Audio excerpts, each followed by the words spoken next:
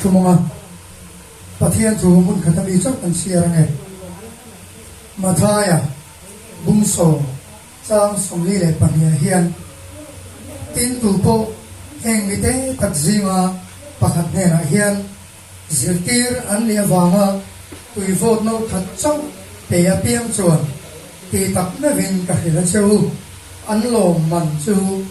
an chan top lo wang ati yani tin he mi sia kang tho hi mun da mu ani bo ka chu kan siar tel le lo ma marka zia ka kan tu po krista mi ya le wanga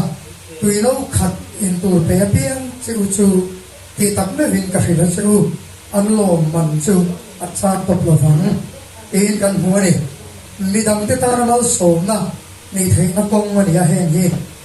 lu in ka fi oi te in kan chong chai nge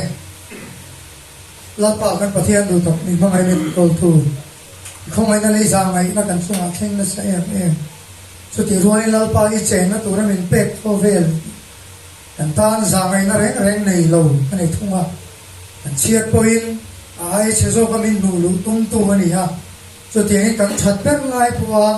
che tu ra min nuk mar na tu kho vel ani chu mura chuan min da a nung turin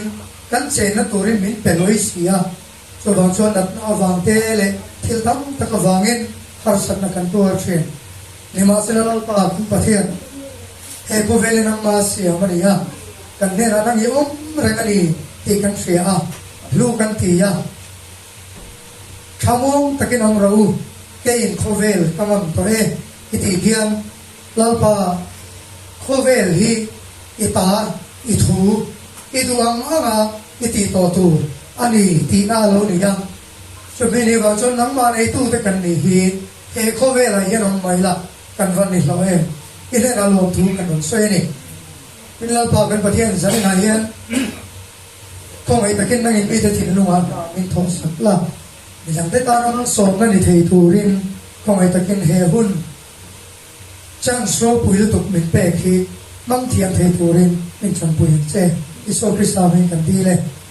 mi zo tu finga chuan chenom do wai ko som do thanom zo ti te ni ya tin bible kan mua chuan tu pe gro pui ver chu kan fe kin karinga chu mi zo a chuan tu pe gro pui ver atia asoya chu mi tot le a poi mo chu atia